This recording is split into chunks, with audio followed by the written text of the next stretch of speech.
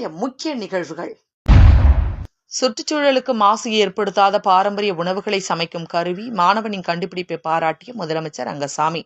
இளைய தலைமுறையின் புதுமை கண்டுபிடிப்பாளர்களை ஒருங்கிணைக்கும் கேட்டலிஸ்ட் இன்னோவேஷன் அமைப்பின் தலைவரும் அமலோற்பம் மேல்நிலைப் பள்ளி கணினி அறிவியல் பிரிவு மாணவருமான சாத்விக் கார்த்திகேயன் தனது புதுமை கண்டுபிடிப்புகளை அறிமுகப்படுத்தியுள்ளார்.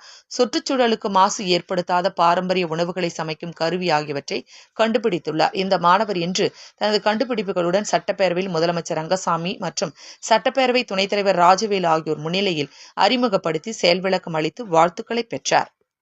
இப்போ நீங்கள் தம் பிரியாணின்னு வச்சுக்கோங்க.